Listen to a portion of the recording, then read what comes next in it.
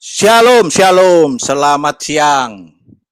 Salam jumpa bersama Piong 77 Channel. Di siang hari menjelang sore hari ini, kita akan menyaksikan salah satu video yang menurut saya bagus ya, karena kebanyakan dari saudara-saudara kita di seberang ini menganggap bahwa Nabi Isa itu tidak disalib atau diserupakan ya, dan ini merupakan blunder terbesar ya bagi saudara Goldian ini yang akunya punya literatur literasi yang luas. Ini sangat menarik bagi saya. Tapi apapun itu, memang perbedaan ya, keselamatan itu memang sangat mendasar dan mendalam bagi kita dan saudara-saudara kita di seberang. Ya, karena memang keselamatan di kekristenan itu adalah kekal ya, anugerah terbesar bagi kita. Saya punya satu quote ya, ini bagus. Sebelum kita saksikan, simak video yang menarik, panas, apalagi lah, pokoknya lengkap itu ya. Ya, Anda nanti bisa baca, orang Kristen atau orang percaya yang sungguh-sungguh bisa memiliki kejatuhan yang radikal dan serius ya. Ini orang percaya atau Kristen yang jatuh dalam dosa secara radikal dan serius ya. Ini sangat-sangat mungkin dosanya sudah berat, tetapi tidak pernah secara total dan final jatuh dari anugerah. Amin, haleluya. Kita tidak pernah kehilangan anugerah keselamatan yang sudah Tuhan berikan kepada kita secara gratis di atas kayu salib melalui darahnya yang tercurah bagi kita semua. Ya, ini membuktikan bahwa dosa apapun yang kita alami selama masih hidup ini sudah Tuhan ampuni. Tetapi jangan berarti kita harus berbuat dosa seenaknya. Tetap kita harus naik level ya. Kalau berdosa, kebiasaan kita mencuri, berbohong, berzina, ya kalau kita sudah menerima kasih anugerah Allah, ya kasih Kristus, Roh Kudus itu pasti akan berbicara untuk kita jangan lagi ke situ. Ya, kalaupun kita jatuh itu bukan karena kita mensengaja, tetapi memang karena ya dosa ya, selama masih di dalam dunia ini ya dosa manusia. Tetapi ingat, keselamatan kasih anugerah Allah kepada kita karena kita mengakui Yesus Kristus adalah Tuhan dan juru selamat itu tidak akan pernah hilang.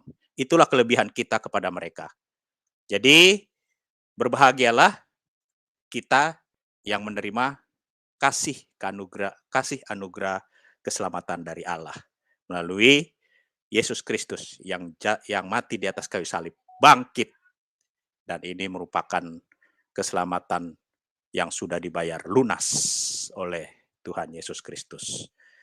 Oke, semoga boleh menyemangati kita untuk hidup berbuat lebih baik lagi ke depan. Ya, tetapi ingat, selama masih manusia, kita pasti hidup dalam dosa. Mati pun kita itu di dalam dosa. Ingat. Ya, jadi kalau ada pertanyaan kemarin Pak Dani, bagaimana kalau kita berzina, ya berzina, lalu apakah itu masuk neraka atau masuk surga? Ya, apapun itu dosa kita sudah diampuni. Itulah perbedaan kami dan kalian. Kasih anugerah Allah keselamatan itu kekal. Ya, baik, nanti mungkin ini akan ada sesi tersendiri ya tentang keselamatan bagi kekristenan. Kita akan mulai video kita. Semoga video ini boleh mencerahkan. Ini juga bagus ya, karena di dalamnya ini mempunyai arti di mana saudara-saudara kita ini masih bingung. Tetapi dengan kebingungannya, ubing-ubing ini mengambil literatur dari bidat-bidat, dari buku-buku yang tidak diakui atau buku-buku sampah. Ya, ini tidak membuktikan bahwa Alkitab itu bagi mereka kan katanya sudah dipalsukan. Ternyata memang dia tidak bisa membuktikan karena dia mengambil seperti Nandar juga kan mengambil dari literatur luar yang sudah tidak dipakai oleh bapak-bapak gereja atau yang tidak dikanot. Baik, kita saksikan. Terima kasih yang sudah hadir ya. Ini Mang Insap. Habis kau Goldian di Bal-Bali ya, kita lihat aja ya. Apakah dia habis di Bal-Bali atau bagaimana ya, kita lihat. Vijay Rebecca, glory to our might Lord Jesus Christ. Amin. Lolita, shalom semua. Shalom Om Piong. Om Piong, Jesus bless you. Oke, selamat menyaksikan. Tuhan Yesus memberkati.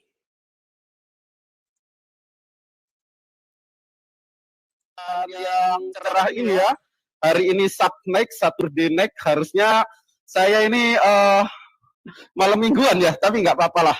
Jadi di kesempatan yang berbahagia ini saya akan mengadakan interview debat atau debat lintas agama dengan Bang Rudianes sang debater, dengan jargonnya salam sang debater, berani bertanya, berani ditanya. Aku naikin langsung nih Bang Rudinya. Salam sang debater. Assalamualaikum. Waalaikumsalam. Selamat malam. Oke. Gimana? Udah teknisnya, Bang Rudi? Sudah. Udah muncul di tempatku. Sudah. Udah live belum punya Bang Rudi? Sudah. Oke.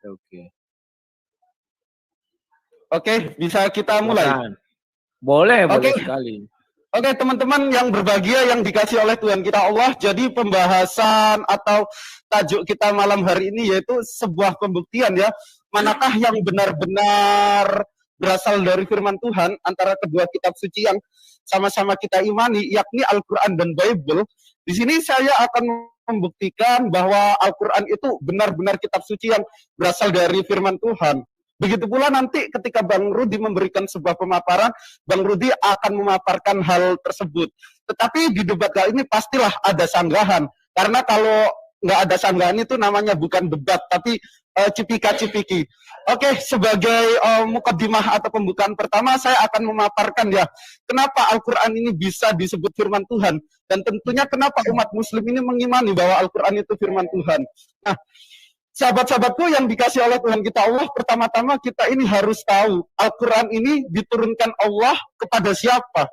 Nah, tidak lain dan tidak bukan kepada Rasulullah Muhammad SAW, Rasulun Ummi, kepada Nabi yang ummi yang tidak dapat membaca tulis melalui perantara malaikat Jibrilnya. Nah, wahyu pertama yang diterima Nabi SAW yaitu waktu dia di Gua Hira, yaitu surat Al-Alaq ayat 1-6. Iqra bismi rabbikal ladzi khalaq.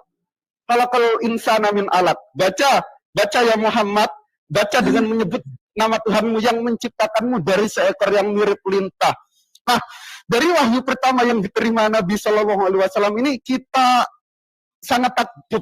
Karena apa? Wahyu pertama yang diterima Rasulullah SAW yang pertama adalah instruksi kepada umatnya ini untuk membaca, untuk senantiasa belajar. Dan poin yang kedua bahwa manusia ini menurut Allah diciptakan dari seekor yang mirip lintah. Kata alaq. Nah, kata alaq atau seekor yang mirip lintah ini menarik ya. Ketika Al-Quran diturunkan 1400 tahun yang lalu di padang gurun yang belum dijamah sekali oleh ilmu pengetahuan, sudah bicara tentang, gimana sih proses embriologi di dalam rahim manusia. Tidak mungkin Nabi Muhammad ini mengetahui bahwa manusia di dalam rahimnya ini seperti seekor yang mirip lintah. Karena dia Nabi yang ummi. Nah, terus di abad kontemporer ini ada seorang profesor yang bernama Profesor Dr. Keith Moore, seorang ahli embriologi, melakukan sebuah penelitian dan hipotesis di mana dia ketika meneliti sesuatu dengan fair, meneliti proses embriologi di dalam janin manusia, ternyata apa yang ada di dalam kandungan janin atau embrionya itu seperti seekor yang mirip lintah.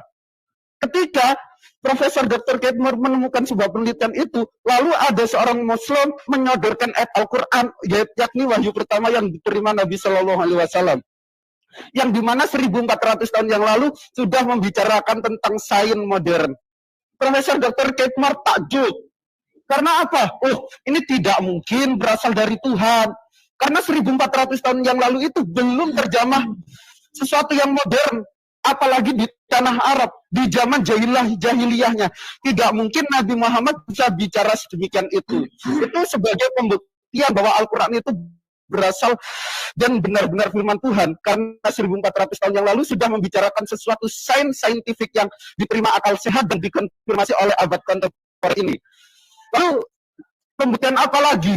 Di dalam Al-Quran itu terhimpun beberapa aspek. Yakni ada komitmen dari Allah, perintah, terus larangan, lalu terus nubuatan di masa depan, dan lain-lain. Nah, untuk membuktikan bahwa Al-Quran itu berasal dari firman Tuhan, kita harus lihat ayat-ayat yang termaktub di dalam Al-Quran, yakni isinya, yang dimana di zaman modern ini bisa terkonfirmasi, yaitu tentang sains.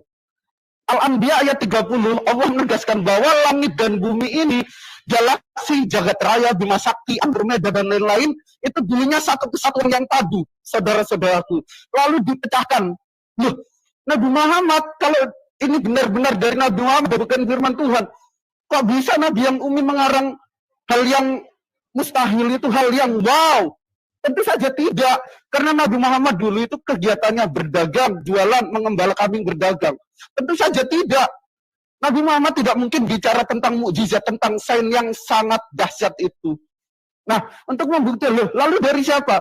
Tentunya dari Allah Ta'ala yang diwahyukan kepada Nabi Muhammad, sang khataman nabiyina, selama 22 tahun, menjelang 23 tahun.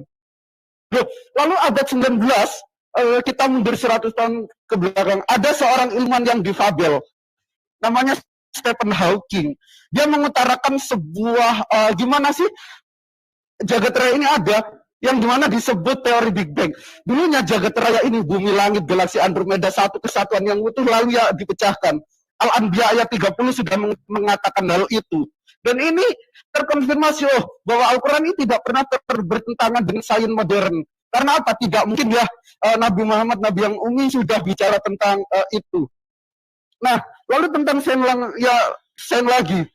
Gimana seorang peneliti asal Filipina, saya lupa namanya, itu mengatakan bahwa sidik jari manusia itu seluruhnya, all of people itu berbeda. Di abad kontemporer itu mengatakan itu. Nah, ternyata Al-Quran 1400 tahun yang lalu yang belum terjamah sama sekali tentang ilmu pengetahuan itu sudah mengatakan hal yang demikian itu. Termaktub di dalam surat Al-Qiyamah ayat 3 dan 4. Bahwa fingerprint ini yang dimana kita kalau memegang sebuah handphone kita bisa klik, klik, klik. Itu tidak ada yang sama.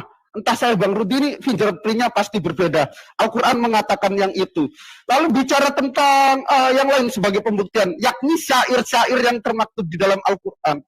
Ketika zaman Rasulullah Muhammad SAW di tanah Jazirah Arab itu banyak penyair-penyair hebat. Banyak penyair-penyair hebat dengan langgam yang luar biasa. Ketika Al-Quran turun kepada seorang Nabi yang ummi, para penyair-penyair itu terkejut dan terngongok. Karena apa? Kehebatan-kehebatan syair Al-Quran itu tidak mungkin dihasilkan oleh seorang Nabi yang ummi yang tidak bisa baca tulis. Sebagai contoh syair Al-Quran, Ar-Rahman, Allamal Quran, Khalaqal Insana, Allamahul Bayan. Wadduha wal-laili idha saja, ma wadda'aka rabbuka wa ma qala, sabbihisma rabbikal a'la, alladhi khalaqa fasawwa. Orang, musuh-musuh Nabi di tanah Jazirah Arab dulu yang suka menjual syair-syairnya karena syair-syairnya dia rasa bagus, terkejut dengan keindahan-keindahan syair Al-Quran yang tidak mungkin dikarang oleh seorang Nabi yang ummi, dan itu mustahil. Dan itu mungkin penghantar dari saya sebagai pembuktian bahwa the Holy Quran really from Allah Subhanahu wa Ta'ala. Thank you, itu opening statement dari saya. Silahkan Lair Rudi. Oke, terima kasih. Sekarang giliran saya. Kalau saya sederhana saja, bahwa saya mengatakan bahwa kitab suci yang kami imani berasal dari Tuhan, ya kan? Kenapa saya katakan demikian? Karena hanya di dalam Bible lah, dengan berani dan gamblang Tuhan mengatakan bahwa dialah pencipta langit dan bumi, dan proses penciptaannya diurutkan. Kemudian, setelah itu diurutkan, maka ada kisah manusia. Mulai dari manusia pertama, anaknya siapa, terus keturunannya siapa, sampai manusia-manusia zaman akan datang. Dijelaskan di situ. Ini amat sulit sekali dinalar oleh manusia. Kenapa?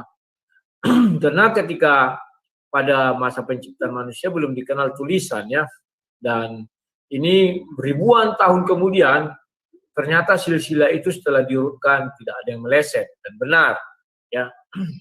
Ini sangat juga berani Alkitab itu menjelaskan silsilah. Apabila melenceng sedikit artinya kebenarannya tidak ada ya. Kemudian yang berikutnya kitab suci itu merupakan kitab suci yang terurut, sistematis, ya, bahwa dimulai dari proses penciptaan sampai nanti penglihatan daripada Yohanes Wahyu mengenai hari akhir. Jadi lengkap semua dibuat. Di dalam Bible itu tidak hanya ditulis misalnya kitabnya namanya Taurat, tetapi disebutkan ini loh kitab Taurat itu Injil. Ini loh Injil itu misalnya kan kitab Musa Mazmur, ini loh Mazmur itu. Jadi dia tidak hanya berupa kalimat yang tidak mengandung isi. Itu bukti bahwa Tuhan kami yang menurunkan semua firman itu. Tetapi andai kata di Bibel dikatakan Taurat, tapi isinya nggak ada, saya curiga bahwa Tuhan saya bukan menurunkan kitab Taurat tersebut. Masa Tuhan tidak mengerti apa isi kitabnya sendiri? Jadi tidak mungkin.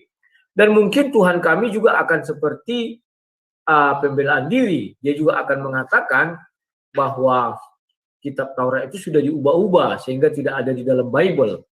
Tetapi tidak demikian. Kitab Taurat ada di dalam Bible, kitab Injil ada di dalam Bible. Itulah kitab yang maha sangat amat sempurna. Ya, tidak ada satupun kalimat untuk membela diri. Nah, kemudian setelah Yesus naik ke surga, maka berjalanlah para rasul.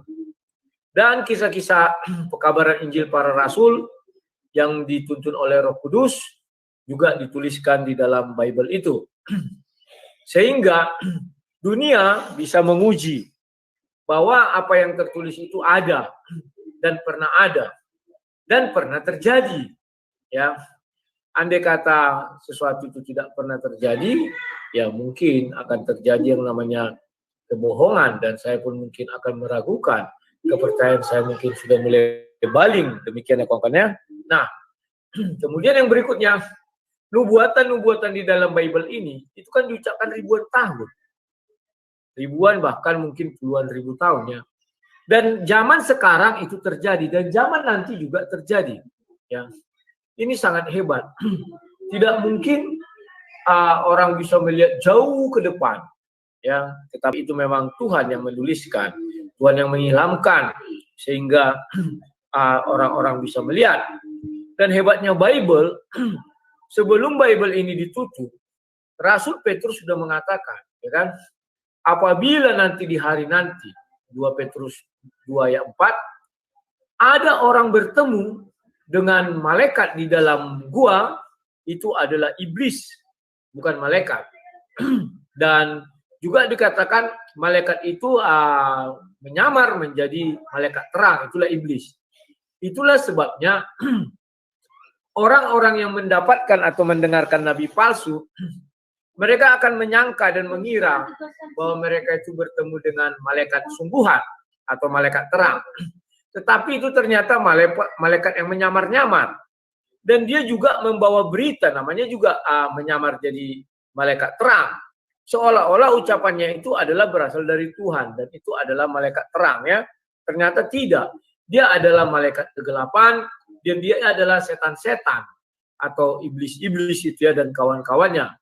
Itulah hebatnya Bible. Jadi ratusan tahun sebelum ini terjadi sudah dinubuatkan ya bahwa akan datang nabi-nabi palsu katanya. Dan nabi-nabi palsu itu dibilang di Galatia itu ya, apabila ada yang mengabarkan Injil berbeda dengan apa yang kami ajarkan, sekalipun itu malaikat, ya kan, terkutuklah dia. Dan rasul juga katanya, tapi Injilnya berbeda dengan kami ajarkan, itu terkutuklah dia. Maka betul terkutuklah, malaikat itu terkutuk, dan rasul yang mengaku rasul itu juga terkutuk, sehingga dia mati kena racun. Ya, matinya tidak orang genah lah orang apa bilang, dia tidak mati secara terhormat ya. Jadi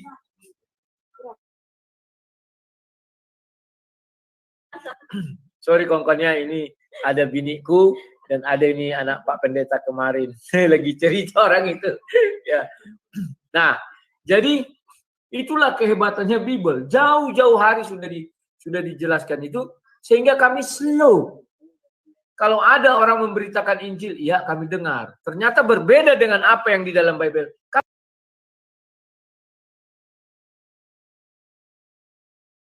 kami nggak pusing. Langsung kami katakan, oh dia setan, dia iblis, ajaran setan-setan. Itulah sebabnya jauh hari 1 Timotius 4 mengatakan, pada hari-hari nanti ada orang akan murtad, dia ikut ajaran roh-roh penyesat dan ajaran setan-setan. Dan itu terbukti, kawan. Ajaran setan-setan itu mirip kayak ajaran Tuhan, tetapi nggak sama. Semua diputar balikkan fakta itu. Bahkan beraninya ajaran setan-setan ini menuduh bahwa Bible itu sudah dikarang-karang lah, diubah-ubah. Padahal kalau kita tanya mana yang diubah, mana yang dikarang, nggak bisa ditujukan, kawan. Itulah ajaran setan-setan iblis. Tetapi kalau Bible mengatakan inilah yang benar, mana buktinya? Ini ada di dalam Bible semua, kan? Jadi kami tidak capek-capek mencari. Kalau kami bilang, ya yang di dalam Bible ini Tauratnya asli. Mana buktinya? Ada di dalam Bible, ini Tauratnya. Ini Mazmurnya. Ini Kidung Agungnya, ini Injilnya, semua ada. Ya, itu yang membuat saya yakin bahwa Alkitab adalah kitab suci yang berasal dari Tuhan. Oke, sekian dan terima kasih. Silakan Guldian. Thank you. Suaraku gimana lah? Jelaskan ya. Kedengaran. Oke, nah mungkin kita masuk sesi sanggah-sanggah dan saya akan membuat kesepakatan saya boleh bicara tentang Bible, Lerudi demikian boleh bicara tentang Al-Quran, dan kita saling menjawab. Gimana? Boleh. Tetapi kalau ditanya dari Al-Quran, dijawab dulu dari Al-Quran, baru bicara Bible ya. It's okay. Oke. Thank you Lerudi ya, atas pemaparannya ya. Jadi saya ulangin sekali lagi tema yang sudah kami sepakati. Kan kemarin Lerudi menawarkan sebuah tema perspektif kebenaran menurut dua agama, dan sekarang temanya yaitu manakah yang benar-benar berasal dari firman Tuhan, Al-Quran atau Bible. Nah, tetapi sayangnya pemaparan yang saya dengarkan dari Lerudi ini tidak menjelaskan, tidak membuktikan bahwa Bible ini firman Tuhan, tetapi gini loh. Oke, thank you. Saya mencoba mengomentari dulu ya. Lerudi bilang, oh firman Tuhan itu sistematis ya. Kalau sistematis novel berseri itu juga sistematis. Nah, yang ingin saya tanyakan singkat nih. Nah, menurut Lerudi kan Bible. Ya, saya coba tampilkan dulu ayatnya ya, yang tadi Bang Rudi bilang di dalam gua ada malaikat-malaikat yang menjelma menjadi iblis ya. Coba saya tampilkan ayatnya. Sebentar ya, sabar.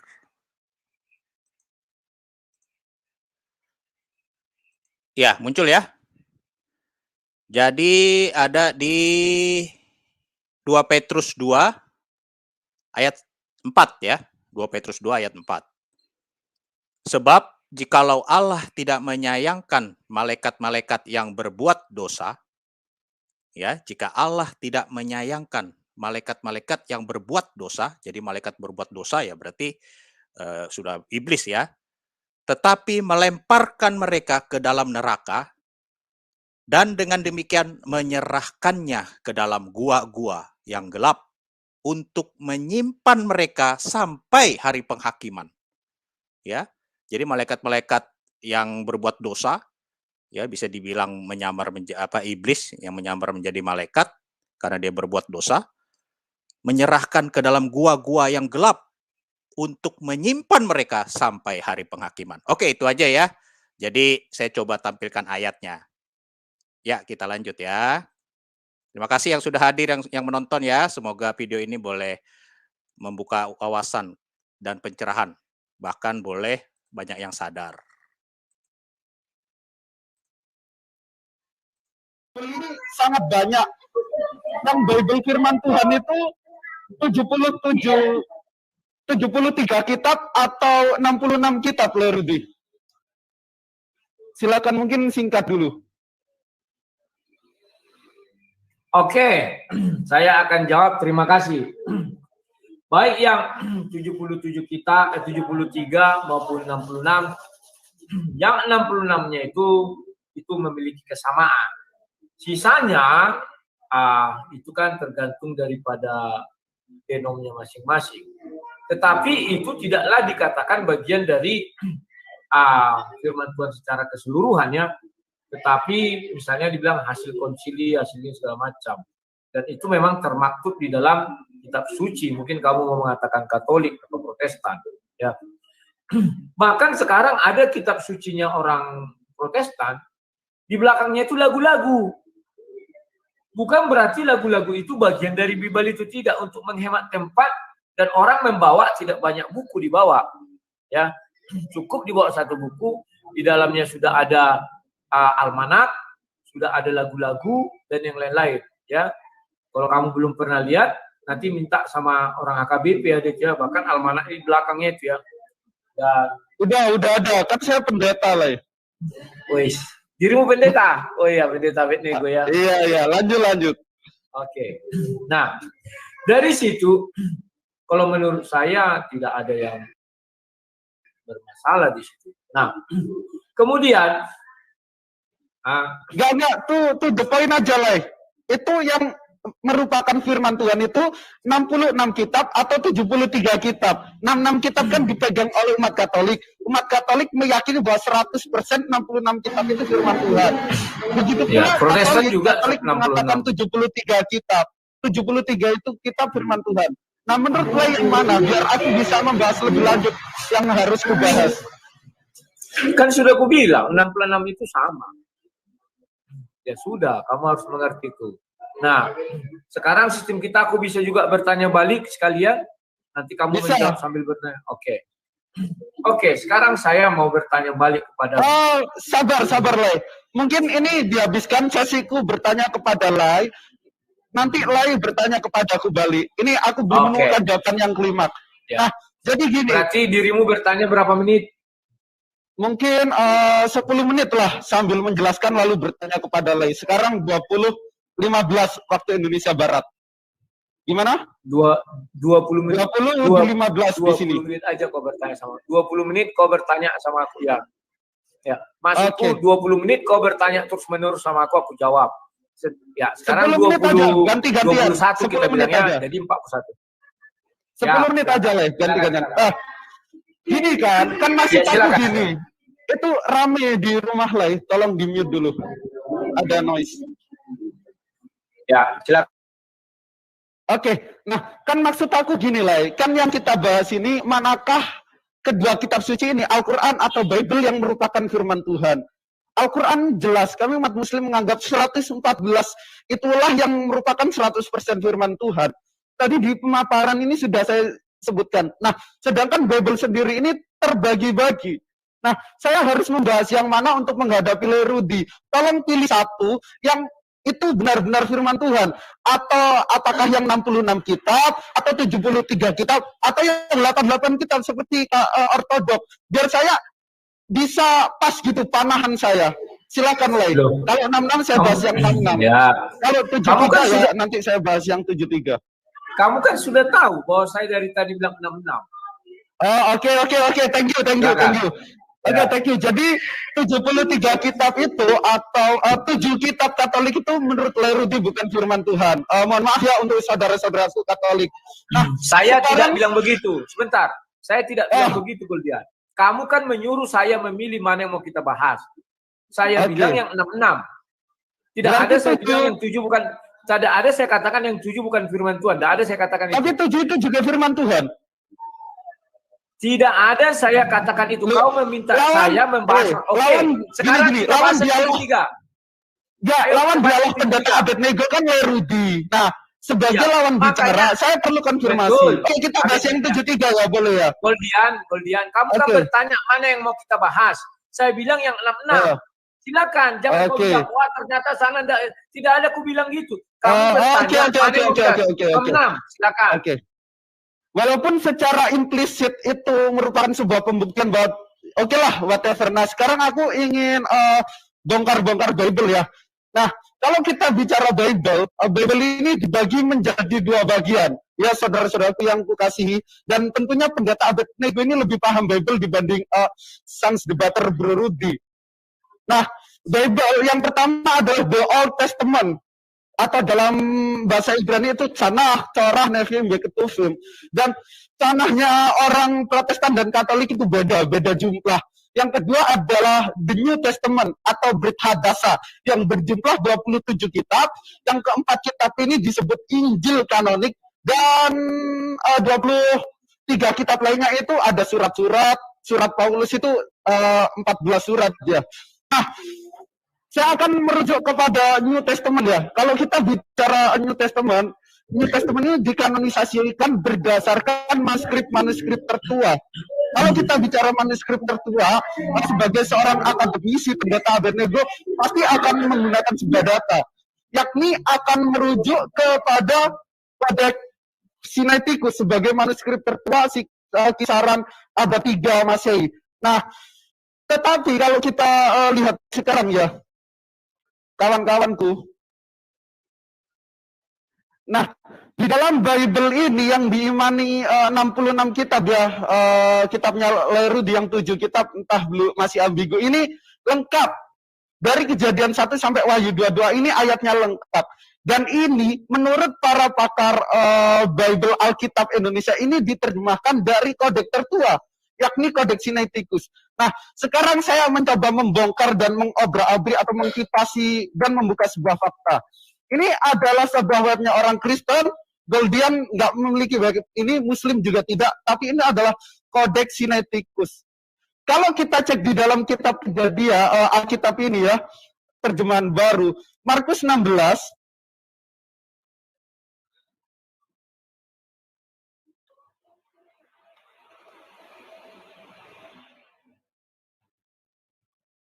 nah, Markus 16 ini ayatnya lengkap, sahabat-sahabat, sampai ayat 20. Sedangkan di sini, di kodeks tertua, ya, selain ini tidak ada kodeks lagi. Ini ayatnya cuma sampai 8. Loh, gimana ini 12 ayat? Dimakan kambing? Atau Roh Kudus yang mengilhami penulis Markus ini tidak bisa menjaga 12 ayat itu? Nah, lalu ini diterjemahkan dari mana? Itu pertanyaanku yang harus brother jawab. 12 ayat itu kemana? Nah, lalu yang kedua, ini di dalam 1 Timotius 3 ayat 16,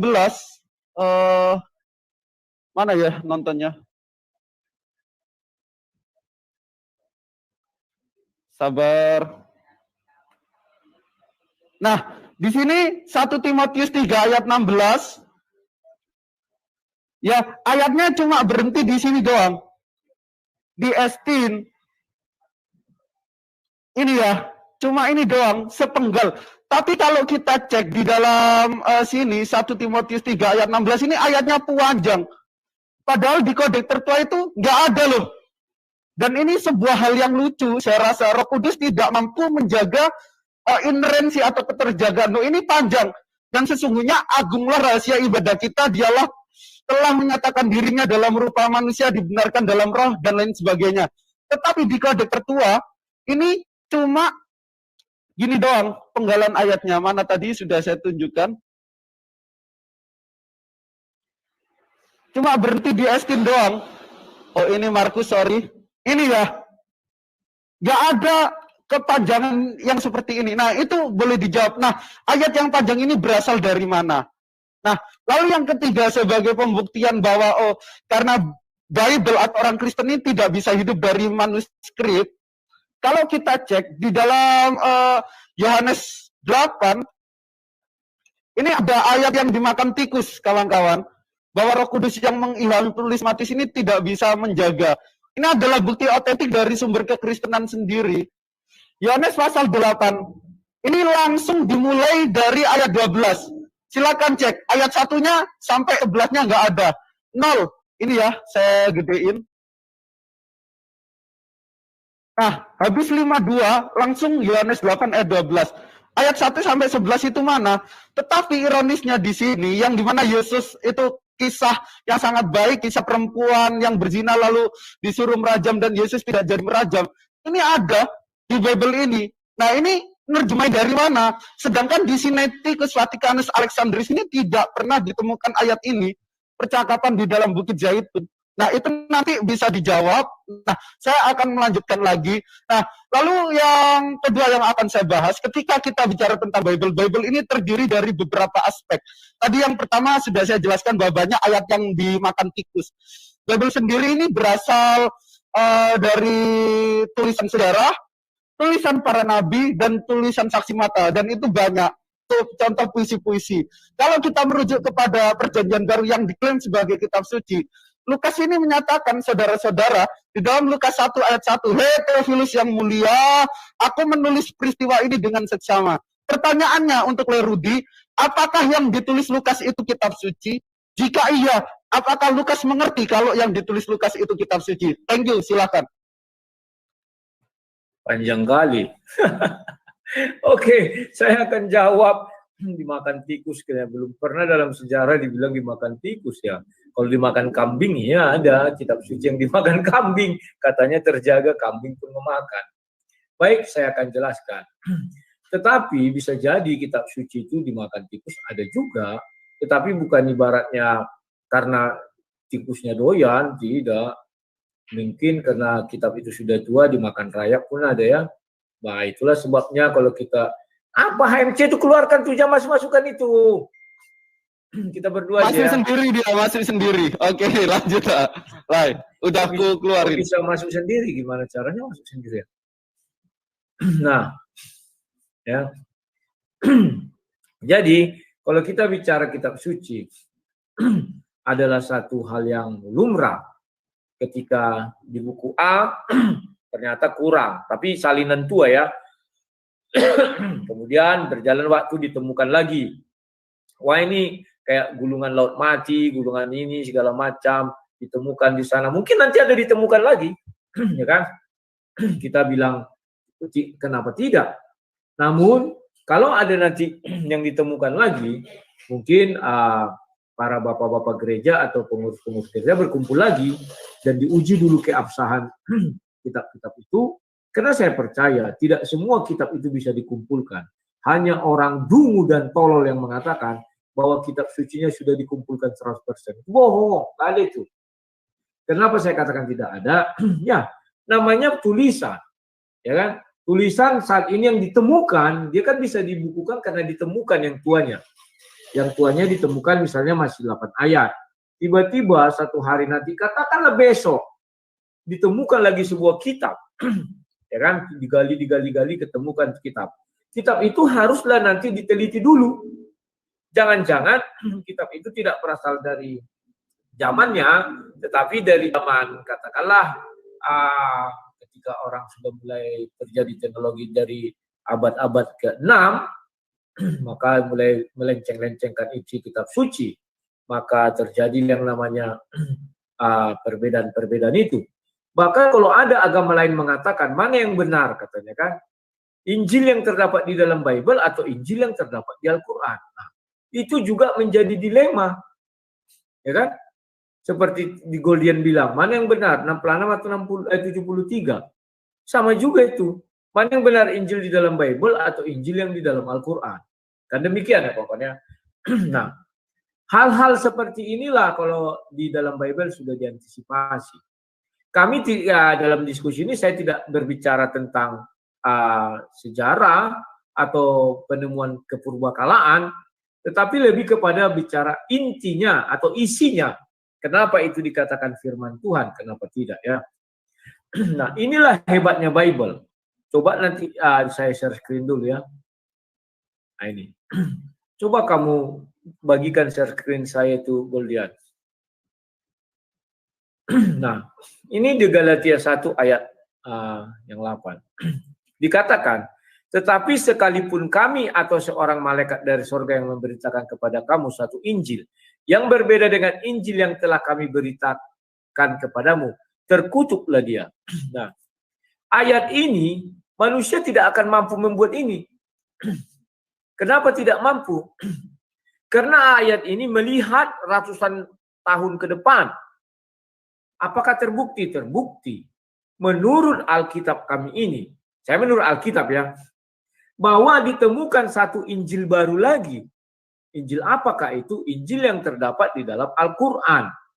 Tetapi isi Injil itu berbeda dengan isi Injil yang ada di dalam Bible. Kan demikian. Apa perbedaannya? Di dalam Bible dijelaskan bahwa Yesus disalib, mati, dan dikuburkan. Turun dalam kerajaan maut, bangkit, naik ke sorga, ya kan? Tetapi di Injil yang ada di dalam Al-Quran berbeda. Maka kalau kami tinjau dari sudut Bible ini, karena Bible lebih dahulu lahir, Bible lebih dahulu ada, Bible lebih dahulu dibukukan, ya kan? Bahkan setelah Bible dibukukan, Al-Quran belum ada. Maka sesuai ayat ini, maka terkutuklah orang-orang yang menuliskan itu, termasuk malaikat, termasuk nabi, kan kami di situ kan Rasul Paulus dan kawan-kawan, ya. Hebat sekali dia kawan Bible ini, berani mengatakan itu. Terkutuklah dia. Ya kan? Dan hebatnya lagi, maaf ini goldiannya, Bible mengatakan, dan apa namanya, orang Muslim mengakui bahwa Al-Quran itu disampaikan oleh malaikat. Hebatnya Bible di situ. Malaikat yang menyampaikan kepada Nabi Muhammad, bukan Tuhan langsung. Andai kata Allah langsung menyampaikan kepada Nabi Muhammad, maka ayat ini tidak masuk. Karena dikatakan di sana, sekalipun kami, atau sekalipun Rasul, atau seorang malaikat, tapi kalau dibilang Tuhan, tidak masuk di sana. Tetapi hebatnya Bible ini, sudah bisa dijangkaunya ratusan tahun ke depan, bahwa akan ada malaikat dari sorga, mengaku dari sorga, ya, yang memberitakan kepada kamu satu Injil. Diberitakan Injil itu yang berbeda dengan Injil yang telah kami beritakan kepada kamu. Terkutuklah dia. Luar biasa Bible ini. Ya, Goldian. Jadi sekalipun kamu bilang, menurut tikus-tikus yang kau bilang tadi juga dari sikus, saya bilang ya, saya tidak membahas dari situnya. Kenapa saya tidak membahas lagi dari situnya? Karena saya adalah orang yang sudah beriman bahwa itu sudah dikanon. Tidak mungkin saya terbitkan lagi kitab suci baru. Dan adalah sah jika terjadi sebuah peristiwa. Hari ini kitab suci itu berisi 10 ayat. Kemudian ribuan tahun kemudian ditemukan lagi kitab-kitab baru. Kan belum semua digali. Belum semua tanah itu dibuka. Itu adalah yang betul-betul dari Tuhan. Kalau yang enggak dari Tuhan, dalam sekejap bisa jadi penuh. Tidak ada lagi yang lain katanya. Itu satu kebohongan. Tidak mungkin tidak ada yang lain kalau betul-betul itu dituliskan. Ya, dan mengujinya sudah saya sebutkan tadi. Bahwa cara mengujinya itu enggak sulit. Buka ayatnya, buktikan benar enggak terjadi sekarang. Terbukti kawan. Jika ada yang memberitakan Injil berbeda dengan apa yang kami beritakan, terkutuklah dia. Dan betul terkutuk kawan. Ya. Ada kemarin yang di Bandung ya memberitakan Injil juga lain, terkutuk katanya, ditangkap polisi dia. Ada juga yang memberitakan Injil lain, terkutuk, mati terracun dia, terkutuk sekali. Matinya mengenaskannya karena dia sok-sok memberitakan Injil yang lain. Itulah sebabnya saya tidak berani memberitakan Injil yang lain. Oke, Goldian, itu jawabannya. Lanjut, silakan. Oke, thank you Lai ya. Jadi pembahasan kita sekali lagi saya ingatkan pembuktian dari dua kitab suci ini manakah yang benar-benar firman Tuhan. Al-Quran atau Bible yang 66 kitab, 73 kitab atau 88 kitab. Tetapi Lai Rudi mengkonfirmasi bahwa yang merupakan benar-benar firman Tuhan itu Bible yang 66 kitab. Nah, kita tidak bisa menghindar dari sebuah data akademis, sebuah data yang disajikan, sebuah data yang kredibel. Nah, kita bicara tentang Bible, saya mohon maaf ya, saya sudah lama sedikit meneliti tentang Bible. Nah, ini di Perjanjian Baru, di manuskrip tertua itu banyak ayat-ayat yang hilang. Yang dimana manuskrip tertua itu sebagai fondasi kokoh bagaimana Bible saat ini, King James atau terjemahan baru itu bisa berdiri. Itu ingat, silakan cek di Codex Sinaiticus, Vaticanus, Alexandrianus, atau Washington itu banyak manuskrip tertua. Di manuskrip tertua banyak ayat yang hilang. Itu ribuan ayat. Sebagai contoh, kalau kita merujuk kepada manuskrip tertua, di dalam 1 Yohanes pasal 5 ayat 7 yang disebutkan Majahanim, itu di King James sama di terjemahan baru dikatakan, and there are 3 bear witness in heaven, the Father, the Holy, the Son, and they are 3 are one. Sebab ada 3 kesaksian di dalam surga, yaitu Bapa, Firman, dan Roh Kudus, dan ketiganya adalah satu, dan they are 3 are one. Para pakar Bible, dokter biblical study, dan profesor Bible Kristen itu mengakui ternyata di dalam manuskrip tertua ayat itu tidak ada. Itu baru diselipkan di Textus Receptus pada abad 15. Jadi ada sebuah interpolasi, ada sebuah penambahan korupsi di dalam Bible itu. Apakah hal yang sedemikian itu bisa dikatakan sebagai firman Tuhan? Tadi juga saya sudah ungkap bahwa di dalam manuskrip Tirta yang menjadi fondasi kokoh berdirinya Bible itu sendiri, di dalam Injil Markus pasal 16 itu cuma berhenti pada ayat 8. Tetapi di King James Version, di terjemahan baru itu sampai ayat 20. Pertanyaannya, loh, itu berasal dari manuskrip yang mana? Karena apa? Kekristenan ini tidak bisa hidup, kitabnya tidak bisa hidup, maksud saya, tanpa adanya manuskrip Papyrus, P7, P60, dan itu tidak pernah ditemukan. Dan lagi-lagi menurut para scholar-scholar kekristenan, ayat itu New Age, baru saja ditambahkan sekitar abad 15. Lalu Matius 17 ayat 21 itu kosong, ayatnya hilang, dimakan kambing. Lalu Matius 8 ayat 18 ayat 11 maksud saya, itu di manuskrip tertua itu juga kosong. Dan sekali lagi, pembahasan kita adalah pembuktian bahwa mana sih yang firman Tuhan. Nah, tapi Rudy belum sampai ke situ, karena pendeta Abednego yakin pendeta Abednego lebih paham Bible dibanding Rudy. Nah, pertanyaan kedua, mungkin saya minta tolong bacakan sebuah ayat dari saya ya. Kan Bible ini merupakan kitab suci Rudy. Saya minta tolong bacakan sebuah ayat. Saya share screen. Oh. Ini tolong bacakan Yeskiel 1-3 Rudy. Di hadapan para penonton ini, di live saya 600 yang tonton, dan di Rudy tembus 1000. Tolong bacakan. Datanglah firman Tuhan Datanglah firman Tuhan kepadaku. Hai anak manusia, ada 2 orang perempuan, anak dari satu ibu. Mereka bersundal di Mesir. Mereka bersundal pada masa mudanya. Di sana susunya dijama-jama dan dada keperawannya dipegang-pegang. Terus, oke, sekarang ayat 20 Lay. Saya minta tolong bacakan kitab suci Lay. Sebentar, Yeskiel ya, biar lebih gampang, mataku nggak bisa melihat situ. Yeskiel berapa tadi?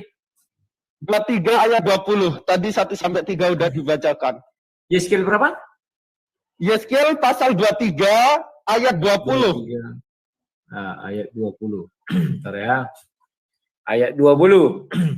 Ia birahi kepada kawan-kawannya bersundal, yang auratnya seperti aurat keledai dan zakarnya seperti zakar kuda. Engkau menginginkan kemesuman masa mudamu, waktu orang Mesir memegang-megang dadamu dan menjama-jama susu kegadisanmu. Oleh sebab itu, hai Oholiba, beginilah firman Allah. Memang engkau sudah menjauhkan dirimu dari kekasih-kekasihmu. Oke, cukup. Tetapi sungguh aku akan menyuruh mereka bergerak melawan engkau. Aku akan membawa mereka melawan engkau dari sekitarmu. Terus apa lagi yang mau dijawab situ? Oke, thank you. Nah, saya harap ketika Rudy membacakan ayat itu, tidak ada anak Rudy yang masih kecil atau di bawah 18 tahun yang di sekitar Rudy. Karena ketika Rudy membaca ayat itu, maka akan mengganggu psikis anak Le. Dan itu bukti menurut The Ghost bahwa Bible ini berbahaya karena mengandung ayat-ayat pornografi. Nah, pertanyaan saya, apakah ayat pornografi itu disampaikan oleh Tuhan dan merupakan firman Tuhan? Silakanlah. Oke, terima kasih. Ya. Ketika Tuhan berfirman, maka bahasa yang digunakan adalah bahasa asli. Ketika membilang payudara atau buah dada atau susu, ya itu artinya. Dan itu diterjemahkan ke dalam bahasa Indonesia. Orang Indonesia pun lain tidak mau membuat itu bahasa itu menjadi bahasa halus. Contohnya dikatakan buah dada atau yang sejenisnya. Kenapa? Kalau diperhalus artinya sudah terjadi yang namanya kontaminasi. Karena ketika Tuhan berfirman adalah sejujur-jujurnya, sebentuk-bentuknya. Karena pada zaman itu belum ada penghalus bahasa. Oke? Contoh, ketika Tuhan berbicara kepada Adam dan Hawa, engkau telanjang. Maka konotasi orang yang mendengar itu ada 2 jenis. Orang yang pertama yang otaknya memang kotor, dia langsung membayang telanjang itu bagaimana ya, kelaminnya begini, bukono begini, bono. Tapi orang yang normal, dia tidak melihat ketelanjangannya itu secara detail, sampai kelamin-kelaminnya. Tetapi di otak dia bahwa mereka tidak berbusana, titik. Nah, sekarang, tolong kau share screen Yeskiel 23 tadi, biar aku jelaskan kepada kamu. Ya. Oke. nanti kita lihat kamu golongan orang yang mana. Apakah orang yang memang di kepalamu isinya kotoran, atau orang yang satu lagi, ya memang telanjang hanya mengerti bahwa itu adalah tidak berbusana. Ya, punyaku yang punyaku udah Oh, punya lah. Oke. Iya dong. Sorry. Kan lebih gampang. Ya, oke ya. Datanglah firman Tuhan kepadaku, hai anak manusia, ada 2 orang perempuan, anak dari satu ibu. Mereka bersundal di Mesir, mereka bersundal pada masa mudanya. Di sana susunya dijamah-jamah dan dada keperawanannya dipegang-pegang. Nama orang yang tertua ialah Ohola. Dan nama adiknya adalah Oholiba. Mereka aku punya. Dan mereka melahirkan anak laki-laki dan perempuan. Mengenai nama-nama mereka, Ohola maupun ialah Samaria. Dan Oholiba ialah Yerusalem. Artinya ini sebuah perumpamaan. Paham ya? Yang satu adalah Samaria, yang satu adalah Yerusalem. Ya. Paham ya? Tuhan mengatakan perzinahan di sini adalah apa? Siapa yang menyembah Tuhan tiba-tiba dia menyembah juga Allah orang lain, itu namanya zina bagi Tuhan.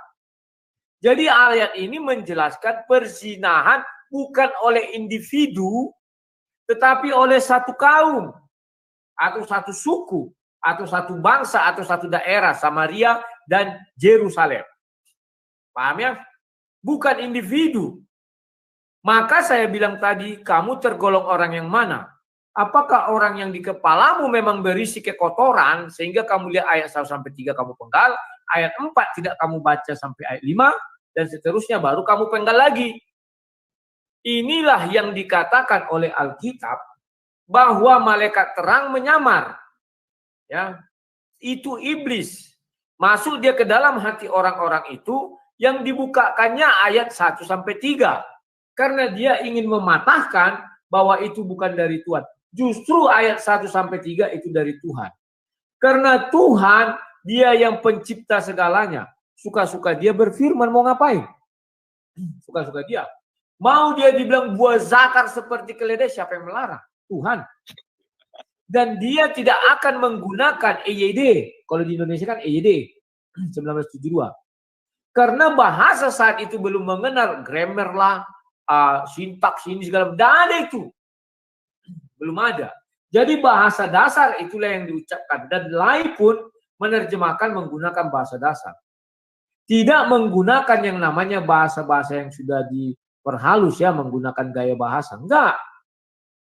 Ya, itu sangat berbeda sekali.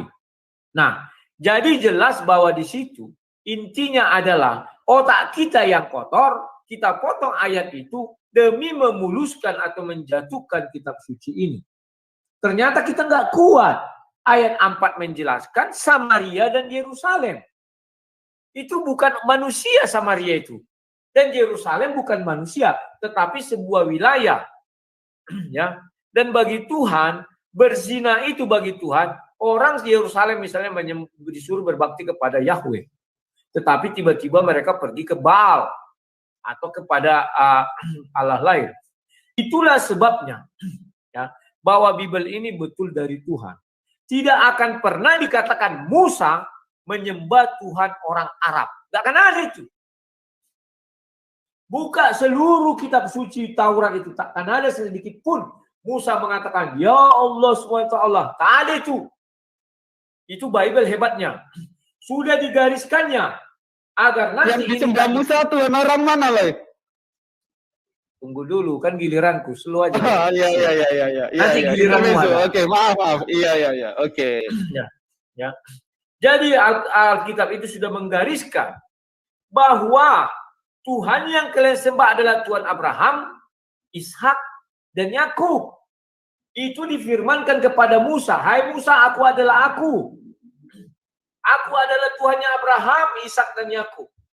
Sehingga orang Yahudi tidak akan pernah mendengar akulah Tuhannya Abraham, Ismail, Kedar. Tak ada itu. Buka di Bible itu tak sebutkan. Tidak ada satu kalimat pun di dalam itu dikatakan akulah Allah Abraham, Ismail, Kedar, atau Nebayot. Tak ada, tidak ada. Kenapa? Tuhan tahu akan terjadi perselisihan. Ini hebatnya Bible ini. maka dia membuat sebuah garis, ini loh garisku. Itulah sebabnya, baik di Bible maupun di Al-Quran, tidak sedetik pun Allah SWT yang dalam Al-Quran, atau Yahweh yang di dalam Bible, atau Elohim, berada di tengah-tengah umatnya Ismail. Tidak ada sedikit pun itu. Tidak ada.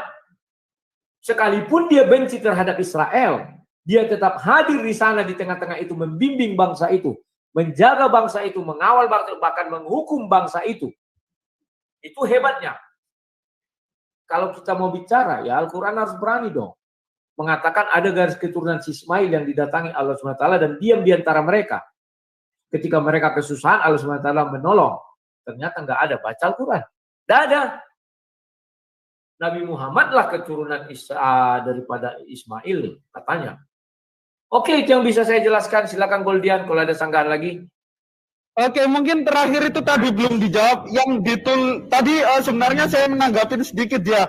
Yeskiel 23 itu tidak bicara tentang perumpamaan, tetapi sejarah yang diceritakan Elohim atau Yahweh Tuhan lain dengan bahasa yang sungguh wow. And I don't care about this. Dan otakku coba ngiang-ngiang ya, itu bukan sebuah perumpamaan. Oke. Saya screen lagi. It's okay. Oke. Saya jelaskan lagi ya, biar kamu paham. Tinggal share screen aja gambarku. Punya aku aja, lihat aja di bawah. Ya, punya aku aja ya, biar kita fair. Ya, di sini dikatakan, aduh, tanganku. Oke, baca. Ayat 4, sebentar aku dulu. Ayat 4 sudah dijelaskan, Ohola ialah Samaria. Oholiba ialah Yerusalem. Artinya ini perumpamaannya. Dan Ohola berzina sedangkan ia aku punya. Ya, ia sangat birahi kepada kekasih-kekasihnya, kepada orang Asyur, pahlawan-pahlawan perang. Ya, berpakaian kain ungu tua, bupati-bupati, penguasa-penguasa, semuanya pemuda yang ganteng pasukan kuda. Ia melakukan persundalan dengan mereka. Semua orang Asyur dipilih.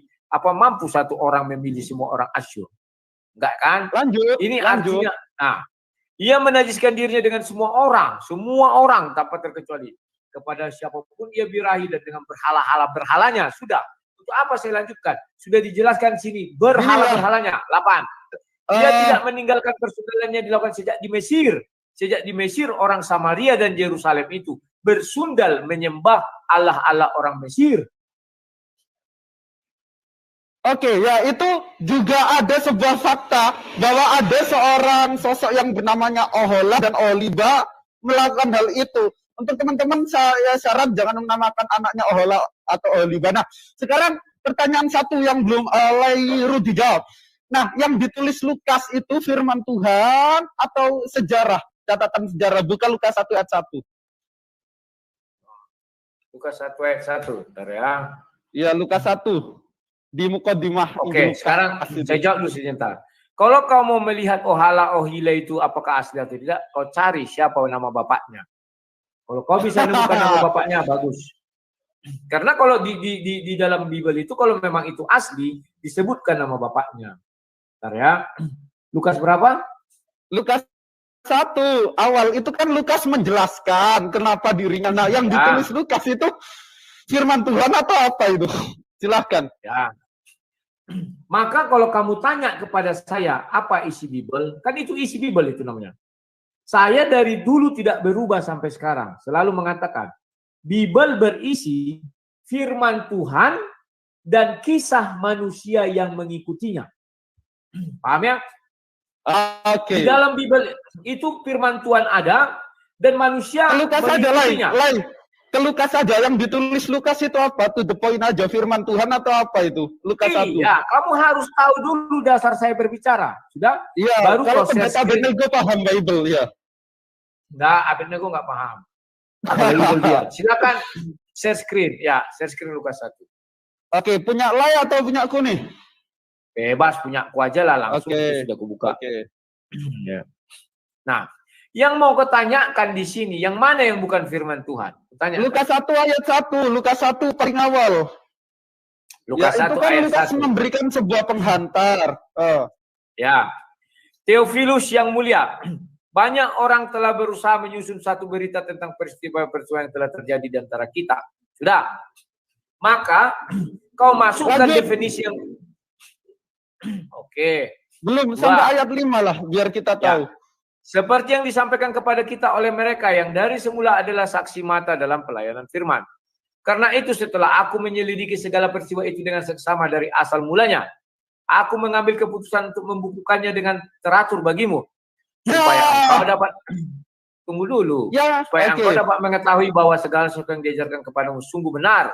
Pada zaman Herodes, Raja Yuda adalah seorang imam yang bernama Zakaria dari rombongan Abia. Istrinya juga berasal dari keturunan Harun, bernama Elizabeth. Terus yang kau tanyakan apa?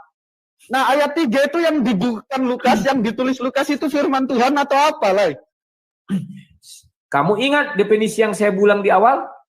Kalau kamu tanya saya, apa definisi Bible itu? Apa isi Bible itu? Dari dulu saya tidak berubah. Bible itu berisi firman Tuhan dan kisah manusia yang mengikutinya. Maka yang kau baca itu adalah kisah. Loh, yang ditulis Lukas itu apa? Antara firman Tuhan dan sejarah dan kisah manusia itu dua aspek yang berbeda. Aku ingin jawaban yang to the point, kan pertanyaanku singkat. Sebentar. Tidak bisa terlepas firman Tuhan itu dari kisah manusia yang mengikutinya. Gak bisa. Adalah satu kebohongan. Kau jangan jawab dulu, aku menjelaskan. Satu kebohongan jika Bible itu isinya 100% firman Tuhan. Bohong. Kenapa katakan bohong? Karena tidak ada kisah yang mengikutinya. Yang benar itu adalah firman Tuhan di Taman Eden. Apabila engkau memakannya, engkau akan mati. Itu firman Tuhan. Kemudian ada kisah manusia yang mengikutinya. Kisahnya apa? Datang si iblis. Datang manusia, digoda iblis. Itu kisahnya. Ikut terus dia. Sehingga ada percakapan iblis di dalamnya, ada percakapan si Hawa di dalamnya, ada percakapan si Adam di dalamnya. Paham ya? Dan itu berlanjut terus. Ya. To the point aja, yang ditulis Lukas di Injil Lukas ayat 1, Injil Lukas pasal 1 ayat 3 itu apa? Lukas kan memberi sebuah penekanan loh. Ini gue lagi apa? Itu yang ditulis Lukas itu apa? Firman Tuhan atau sejarah? Misal nih, Goldian hidup di zaman Lukas, lalu aku menulis hal yang seperti Lukas, itu tulisanku itu apa yang aku tulis lah? Firman Tuhan atau apa? Penonton ini rindu, ini dia aku 700 penonton dan nilai 1000 penonton. Jutaan di luar sana. Iya, ingin dengar jawaban lain. Iya. Ya. Aku kan sudah jawab. Mana yang enggak kau mengerti? Apa? Itu urusanmu. Bahwa Alkitab berisi firman Tuhan dan kisah manusia yang mengikutinya. Jadi kalau Lukas lain. Kan sudah aku jawab. Iya, apa yang ditulis Lukas? Firman Tuhan atau yang penyelidikan? Lo belum dijawab, penonton gak bodoh di sini loh. Yang ditulis kisah Lukas itu manusia apa? yang mengikutinya. Kisah manusia yang mengikuti. Ya betul. Bukan firman Tuhan berarti. Firman Tuhan. Firman Tuhan berarti. Dengar. Firman Tuhan dan kisah manusia yang mengikutinya. Udah? Jangan kau potong-potong yang ditulis dulu. Lukas. Iya. Kan sudah aku bilang kisah manusia. Bahwa ada seorang manusia yang meneliti. Kok susah sekali. Kisah manusia itu firman Tuhan atau bukan, Lai? Kisah manusia ya kisah kehidupan manusia. Yang terjadi karena adanya firman Tuhan.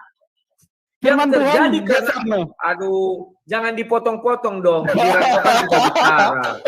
Oke. Apa ini? Kita belum dapat jawaban nih. Kau jangan potong. Kan giliranku menjawab. Ya. Sudah aku jelaskan bahwa ketika Tuhan berfirman, ada mulai kisahnya dari pertama sampai terakhir itu runut terus. Maka ketika ada ucapan manusia di situ, contoh surat Paulus, apakah itu firman Tuhan? Kalau yang menulis Paulus, ya dia firman Tuhan karena dia tidak tahu. Contoh Kejadian sampai Kejadian, Keluaran, Ulangan, Imamat, Ulangan, Bilangan itu. Musa tidak mengerti kepenciptaan, maka difirmankan Tuhan. Paham ya? Setelah zaman Rasul Paulus, sudah dikenal tulisan. Maka mereka ikut semua firman Tuhan yang ada, dan ada kisah manusia yang mengikutinya, dan itu dituliskan. Paham ya? Kisah manusia, aku bilang, saya nggak berubah. Kisah manusia dituliskan di dalam Alkitab. Tidak akan saya cabut pernyataan saya itu. Sudah, sekarang ini sudah 1 jam. Apakah saya bisa giliran bertanya? Halo? Suaramu kok nggak ada, Goldian? Sorry, aku mute. Gimana? Udah dengar? Sudah. Apakah Oke, kita ya, sudah tadi, bisa bergantian? Oke, habis kita transisi, saya memberikan sebuah penutup dari kesimpulan jawaban Bro Rudi. Ya sangat lucu ya, saya tanya firman Tuhan atau bukan. Jangan disimpulkan. Ya, Bang Rud. Oke, lanjut. Sekarang aku giliran bisa. kowe. Okay. Yo, giliran kowe. Oke. Oke ya, Goldian. Sekarang aku mau bertanya. Tapi minum air putih dulu, kok pucat gitu aja Bang Rudi? Mana pernah aku pucat. Wajahku memang begini. Ini pengaruh dari ini loh. Ini ada cahaya dari aku kira gara-gara lawan pendeta Abednego getar dan bikin wajah pucat. Walaupun Tuhan kau lawan tak takut aku. Jangankan kau udah aku bilang. Jangankan hanya kau, pernah aku bilang sama orang, Tuhan kau lawan tak akan mampu lawan aku. Sama aku juga nggak takut lah. Aku lawan Tuhan juga nggak takut. Oke, sekarang jawab. Aku mau lihat kau takut apa enggak. Menurutmu, yang Al-Quran mana yang mau kita pakai? Versi Syiah atau Sunni? Silakan. Loh, Al-Quran jelas menurut para ulama yang disepakati dengan para sahabat, yang dimana yang menganon dan menjadi juru peneliti kanon itu adalah Zaid bin Sabit. Lalu para sahabat mengkodifikasi Al-Quran yang berjumlah 30 juz dan 114 surat. Yang meneliti siapa? Zaid, anak buah Rasulullah langsung, yang dimana selama hidupnya selalu bersama Rasulullah. Jadi jelas yang kita pakai sekarang, yang di Birmingham University, probabilitasnya mencapai 98% sesuai dengan Al-Quran zaman Rasulullah. Itu 30 juz, 114 surat. Pakai itu mazhabnya Syiah atau Sunni? Silakan. Saya nggak tanya Birmingham. Ya, mazhab itu apa? Mazhab itu apa? Kitab sucimu yang sudah dibukukan itulah. Ya emang kitab sucinya Syiah apa lagi? Kitab sucinya Syiah apa? Aku belum tahu kitab sucinya Syiah. Kalau Bible kan jelas 73 dan 66. Karena kau belum tahu, aku buka. Iya, kitab sucinya Syiah apa? Ya. Mana nih? Ini juga bukan kudapat dari orang Kristen. Itu di-share dulu, share screen. Saya tidak dapat, ini bukan saya yang membuat ini ya. Maka ada yang bertanya begini, Al-Quran. Besarin dikit. Oh, tunggu. Control plus. Di sini kecil banget. Oke. Ya. Dia bertanya begini, apakah Al-Quran Syiah itu berbeda dengan Al-Quran kita? Saya sering mendengar Syiah punya Al-Quran sendiri. Apa benar demikian? Trims. Jawabnya, Bismillah wassalatu wassalam. Itu apa ini? Kau bacalah, aku kurang paham. Ada 3 keyakinan mendasar Syiah tentang kitab suci Al-Quran. 1. Mereka meyakini bahwa Al-Quran yang dipegang kaum muslim telah disimpangkan oleh para sahabat. Sehingga tidak semua ayat Al-Quran masih otentik. Beberapa ayat telah diubah dan sebagian besar dibuang para sahabat. Karena itu mereka mengakui sebagian Al-Quran yang dipegang kaum muslimin. Ushul Al-Kafi Al-Kulaini 1241. 2. Syiah memiliki Al-Quran versi lain yang tidak ada dalam Al-Quran yang beredar di tengah-tengah muslim. Jumlah ayatnya 17.000. Ada 2 keterangan yang mereka sampaikan. 1. Al-Quran itu langsung diturunkan kepada Fatimah. 2. Al-Quran itu diturunkan melalui Nabi Muhammad SAW.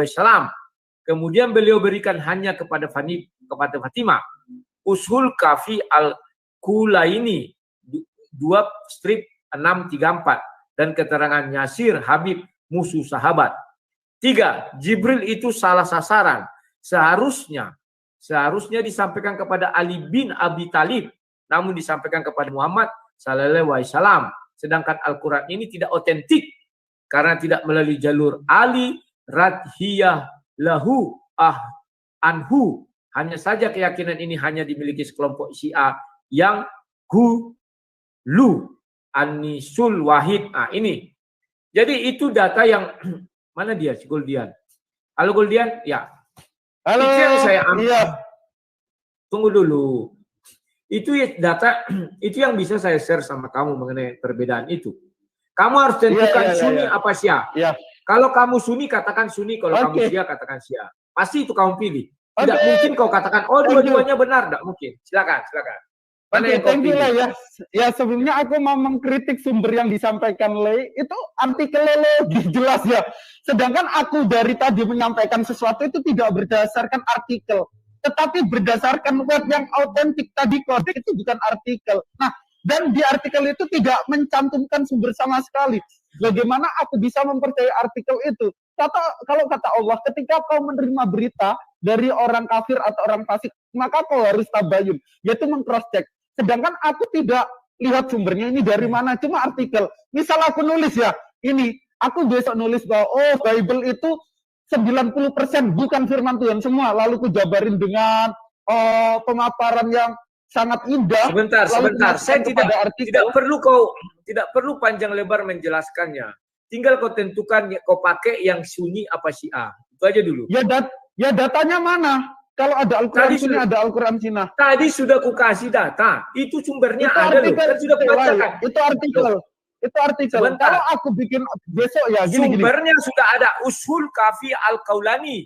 Halaman 2 garis miring 6, buku 2 mungkin 634. Di keterangan Yasir Habib, musuh sahabat. Meskipun dia musuh, saya tanya kau pakai yang mana? Apakah Sunni, apakah Syiah? Tentukan saja aliranmu apa.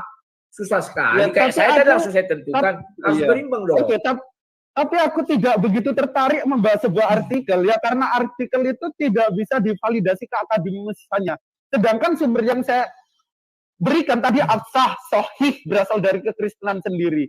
Misal gini, kalau besok aku buat artikel, Rudy. Sebentar. Tidak bisa gitu kau. Tentukan Sunni apa Syiah. Nggak ada data. Karena itu nyata. Oke. Kenapa nggak ada data? Saya sudah kasih tadi. Itu nyata. Sekarang bertanya kau, apakah Al-Quran Sunni dan Syiah sama?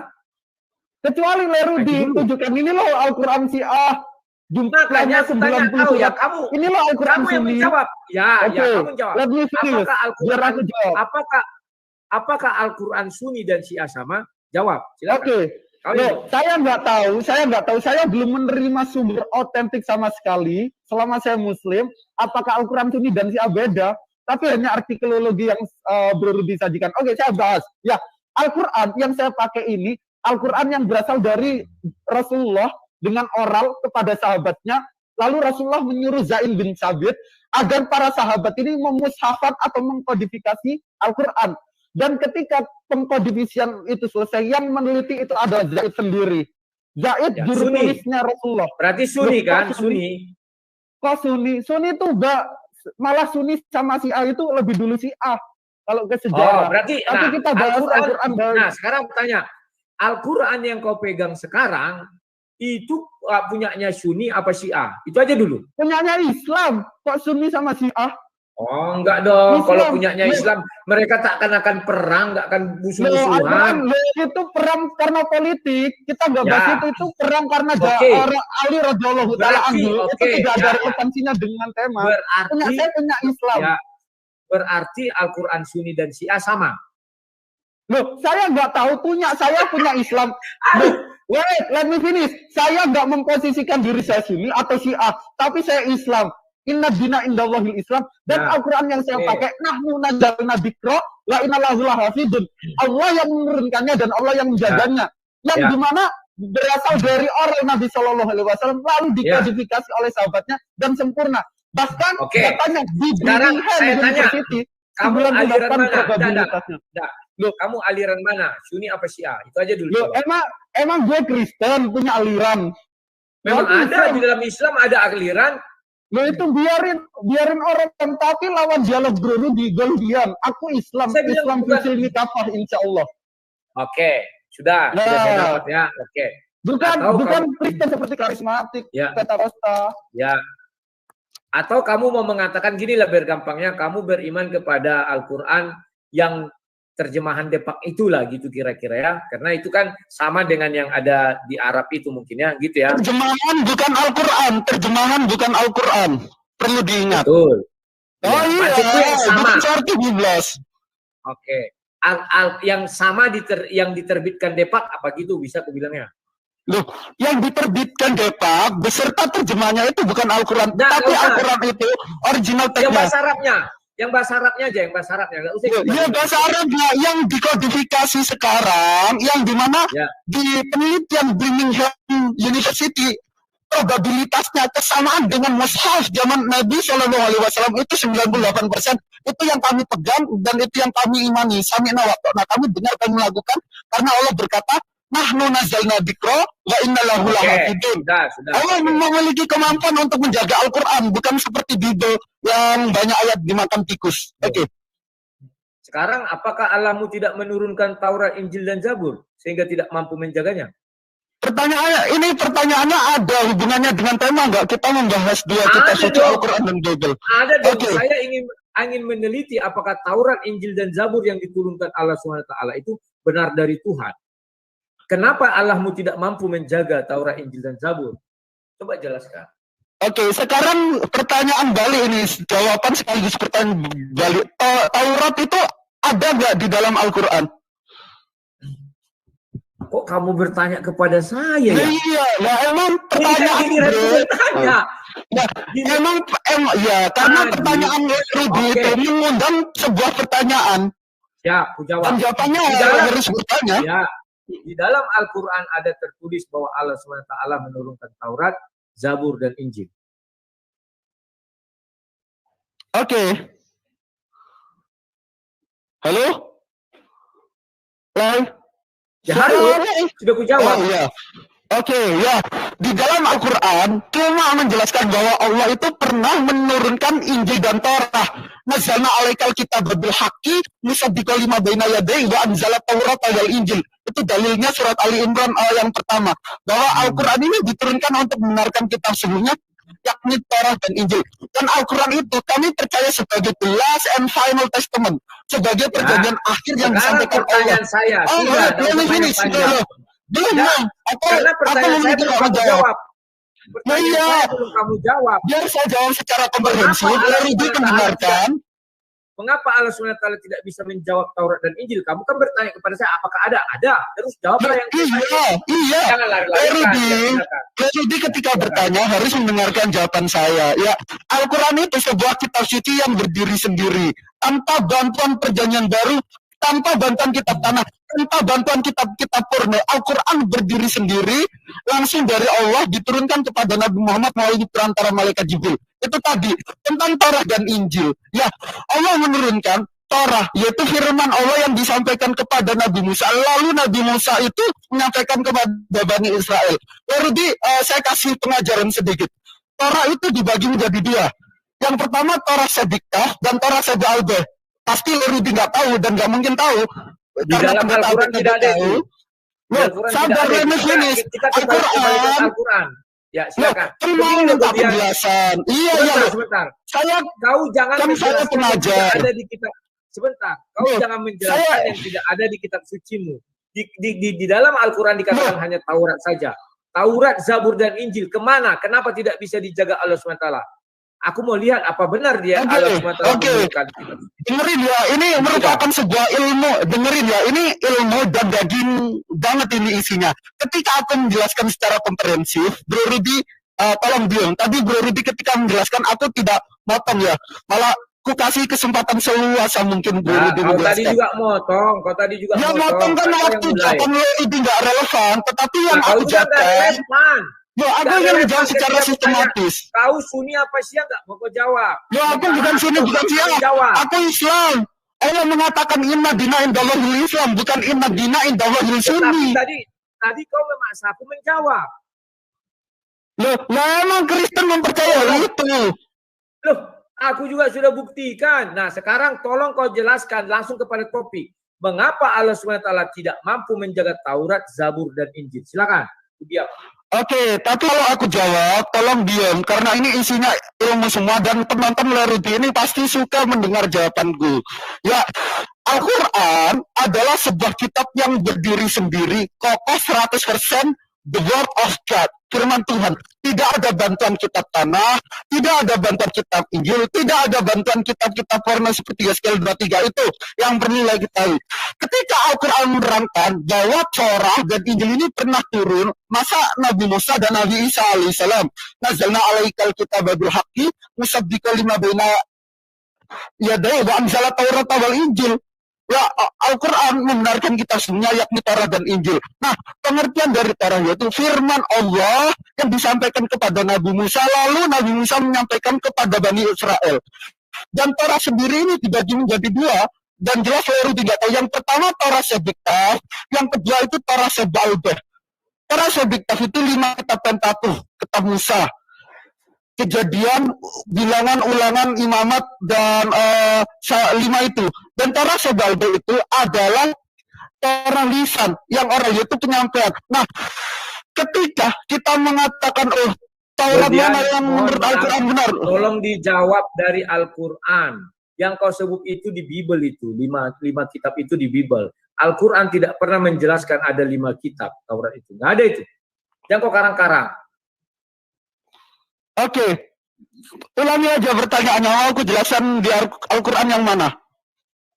Lah, Al-Quran yang kau pegang lah. Kalau memang ada hari ini aku murtad, kalau bisa kau tunjukkan di Al-Quran dikatakan ada Taurat 5, Kejadian, Keluaran, Ulangan, Imamat. Nah, yang perlu bro diketahui, jangan samakan perspektif bro tentang Biblos dan Al-Quran, karena sejatinya Al-Quran itu ini aku menjawab. Ya, sebentar. Yang membuat kau lucu kalian, aku minta dari Al-Quran. Kau jelaskan ada tafad, ada di Al-Quran itu. Yang ada di Al-Quran Taurat dibilang situ. Kalau kau mampu menjelaskan bahwa Taurat ada 5, sebentar. Fakta dari mana di Al-Quran tidak tertulis? Ya kan betul, kalau bicara sesuai dengan fakta. Tunjukkan ayatnya. Boleh aku lihat ada 5 itu. Tunjukkan. Tunjukkan dulu ayatnya. Al-Quran bukan. Oke, jangan dipotong. Aku akan menjawab secara komprehensif. Yang pertama, kita harus tahu apa itu Al-Quran. Al-Quran itu sebuah kitab suci yang di dalamnya mengandung sejarah, mengandung tentang nubuatan, mengandung tentang sains dan tentang komitmen dan lain sebagainya. Tetapi perlu dicatat, Al-Quran bukan kitab sejarah atau kitab geografi atau kitab seperti pengenalan seseorang, Musa begini, bla bla bla dan lain sebagainya. Bukan, Al-Quran tetapi menghimpun yang baik-baik, lalu menceritakan yang jelek-jelek sebagai pelajaran bagi orang yang akan menerima Al-Quran. Wa ma arsalnaka illa rahmatan lil alamin. Nah, apakah Al-Quran menceritakan bahwa ada kitab Torah Pentateuch, ada Torah Sebalbeh, ada Torah Sebiktaf? Baik apa Al-Quran menceritakan itu? Nah, kalau Lerudi bertanya, ya saya akan menjawab berdasarkan fakta yang telah saya pelajari, bahwa Torah itu dibagi menjadi 2. Yang pertama Torah Sebiktaf yang disebut 5 sebentar, jangan kau jelaskan yang tidak ada dalam Al-Quran. Al-Quran tidak mengenal yang kau sebutkan itu. Jangan kau jelaskan yang tidak ada di Al-Quran. Kau bilang Al-Quran mengenal Taurat, titik itu saja. Jangan kau bilang Taurat ada 2, ada 3. Nggak ada itu dikenal Al-Quran. Kau sama dengan melebihi Tuhanmu. Tuhanmu saja tidak mengerti yang kau sebutkan itu. Apa bukti Tuhanmu mengerti yang kau sebutkan itu? Coba jelaskan sama saya. Ini nggak relevan. Yang pertama Tuhan itu maha tahu. Allah jelas. Kalau memang maha tahu, coba buktikan bahwa Tuhan yang kau sembah mengerti semua yang kau sebutkan itu. Di mana terdapat itu? Misal Quran, let me finish. Misal Al-Quran, sebuah kitab suci yang menceritakan peristiwa dari Adam secara komprehensif sampai Nabi Muhammad. Lalu nubuatan berikutnya Al-Quran besarnya segini, bro. Jutaan kilo. Tapi Al-Quran cuma 3 juz. Let me finish. Bible segini. Kau mengarang-arang cerita, kau bilang segini, nggak ada. Bible aja. Dengerin, bro, nggak dengar. Ya, kau mengarang-arang segini, nggak ada. Nggak. Gini kita Goldian, kalau berdiskusi itu kan aku tanya, kalau kau jelaskan Taurat, jelaskanlah Taurat yang diturunkan Allah SWT. Jangan kau jelaskan Taurat yang tidak bisa kau buktikan keberadaannya di dalam Al-Quran. Sampai hadis, ada 2. Kau bilang tadi kan ada 2 Taurat. ada ini. Ya, Rudi nggak tahu. Ya, Rudi nggak tahu. Karena itu dasar akademis. Dia nggak tahu. Nggak tahu. Allah coba apa? Apa Torah Sebalbeh? Oke, apa itu Torah Sebalbeh kalau lo tahu? Sebentar, ya. Tunjukkan ayatnya di Al-Quran. Coba tunjukkan ayat di Al-Quran. Oke. Saya ingin lihat bahwa Allah SWT tahu seperti yang kau bilang mengenai dua kitab Taurat itu. Iya, oke. Dan ya, Rudi, bentar, jangan dipotong. Bisa nggak motong? Bisa kan? Ya. Saya tidak akan motong kalau kamu lurus. Kayak saya tadi lurus. Yang pertama, biarkan pendeta Abednego menjelaskan bagaimana Al-Quran. Ya, jika Rudi meminta bahwa Al-Quran itu harus gini, bla bla bla dan lain sebagainya, apa kapasitas Rudi? Yang pertama, Al-Quran itu sebuah kitab suci yang menceritakan peristiwa terdahulu yang akan kita ambil hikmahnya bagi kehidupan kita. Lalu peristiwa yang akan datang, sebuah nubuatan, sebuah profesi. Lalu tentang komitmen, perintah-perintah dan larangan.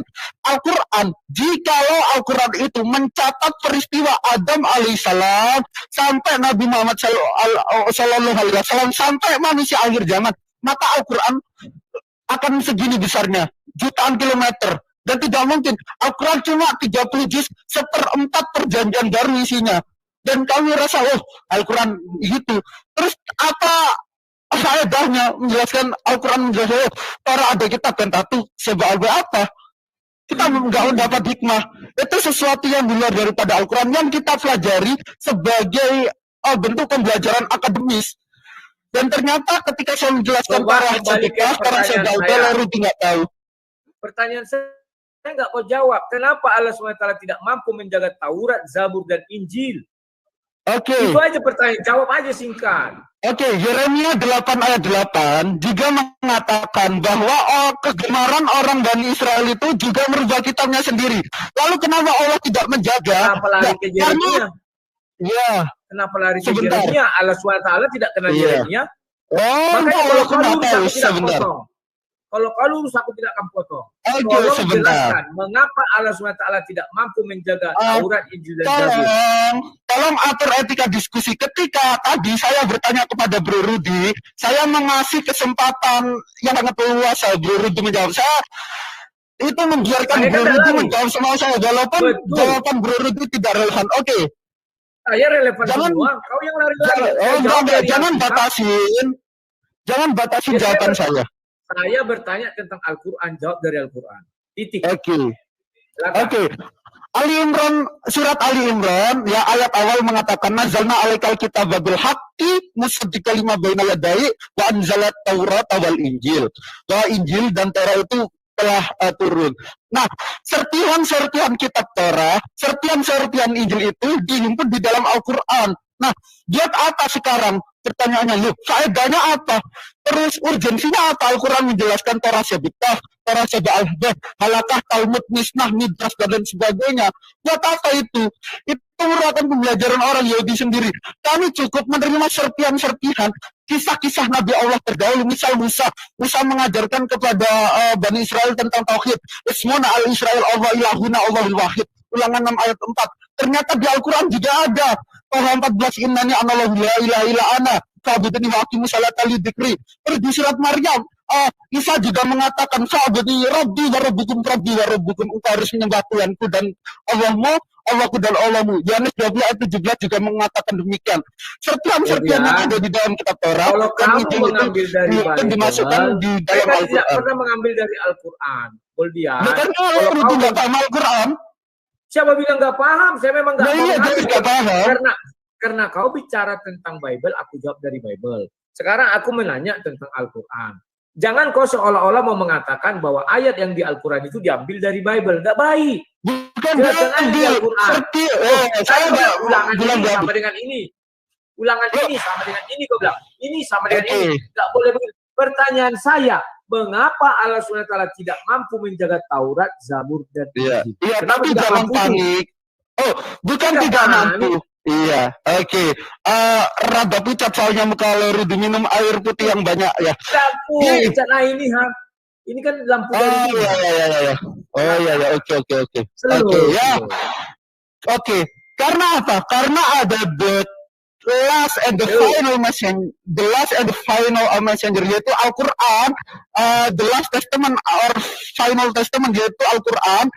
Ya karena Al-Quran datang karena membenarkan kitab-kitab sebelumnya yang telah diselewengkan. Allah berfirman, barang siapa mengatakan lalu membuat ayat lalu bilang ini dari Allah, ini bismillah, ini dari Allah.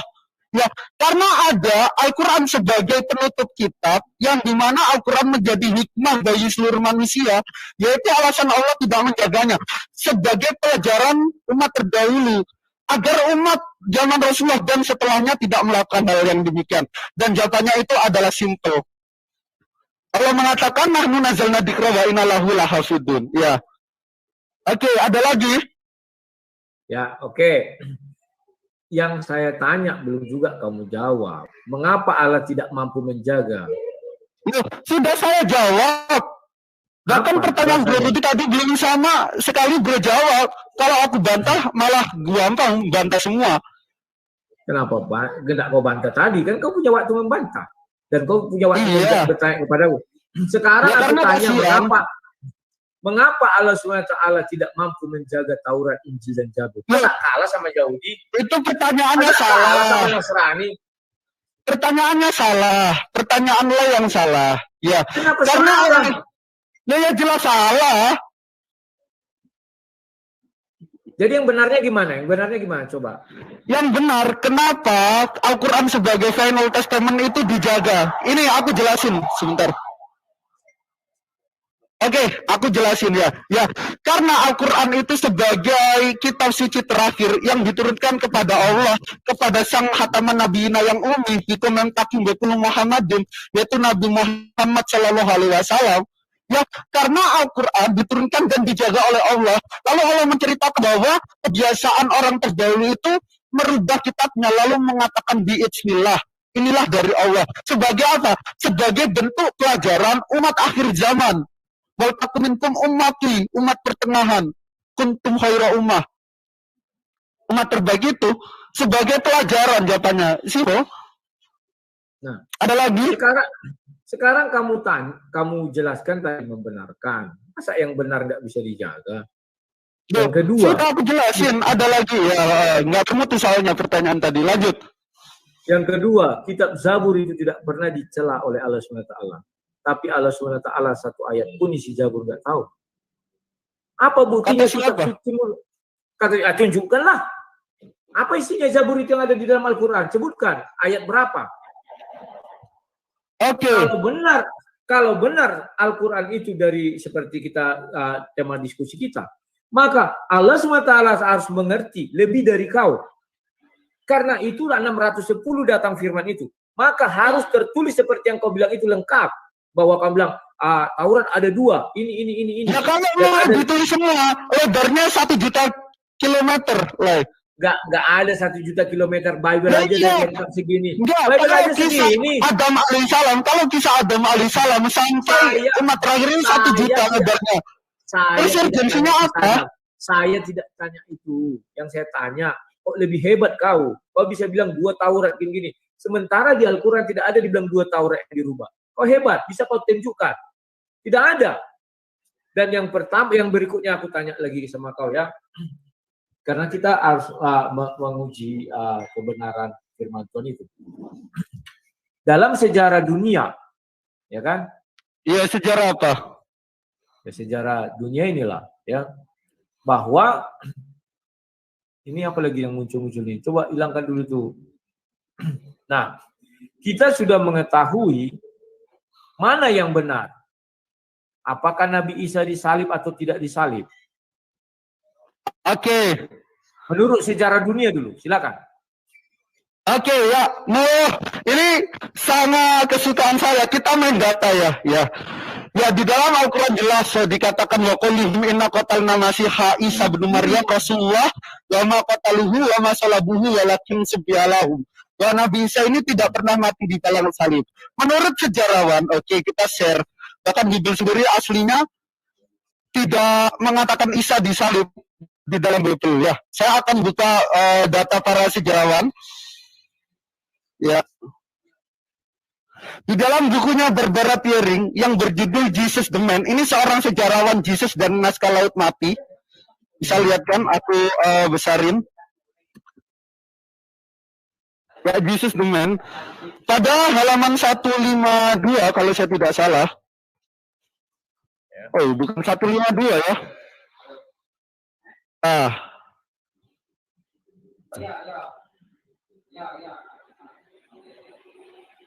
Oh, ini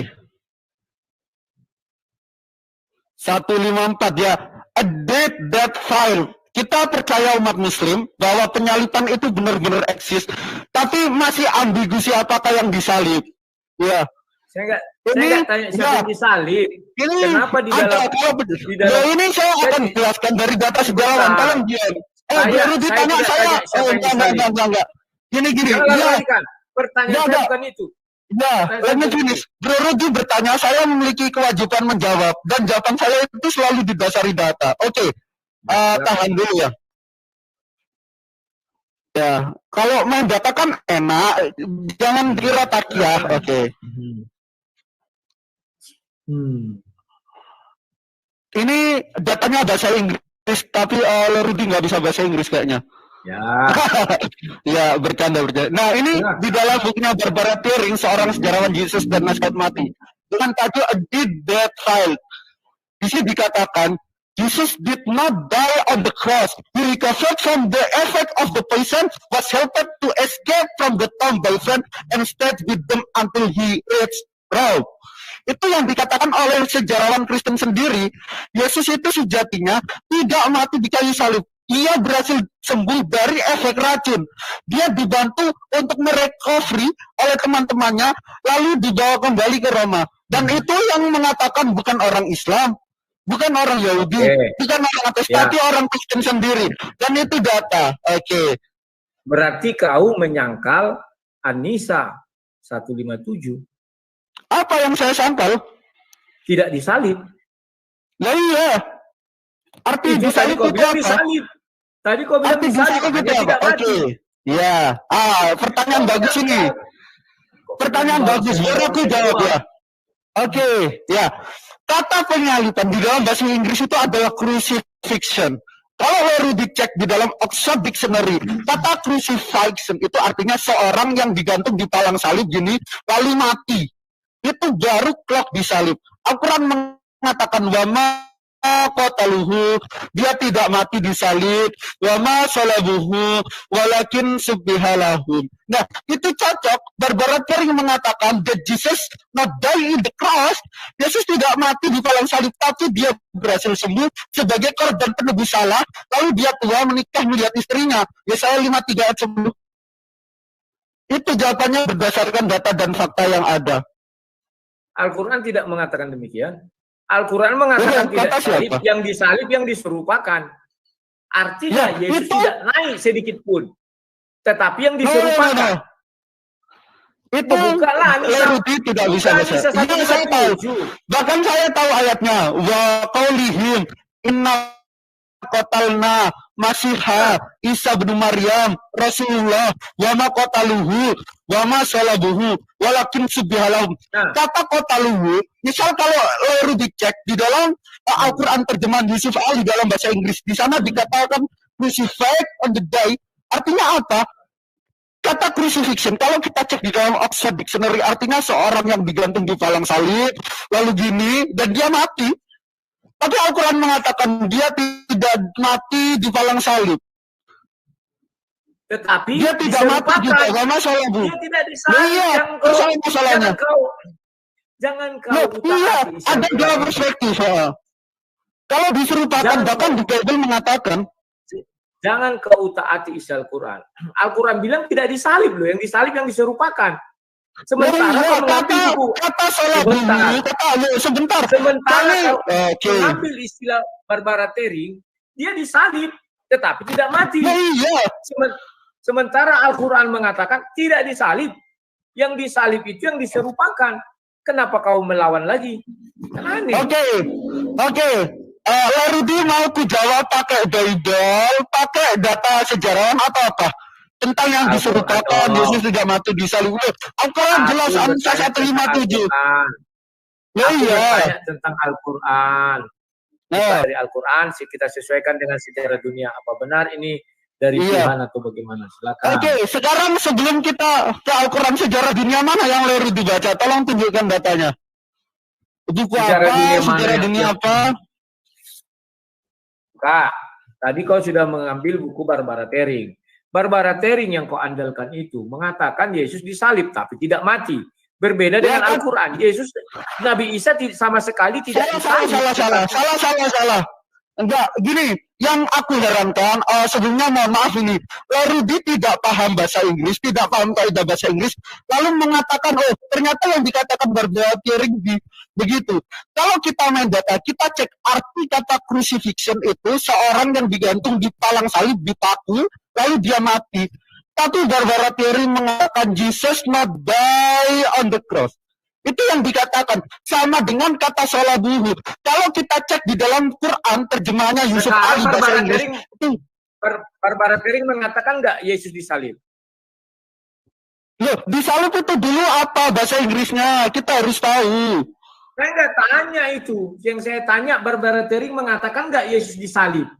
Atau Barbara Tering artinya tidak pernah dia naik, tetapi orang lain yang dinaikkan.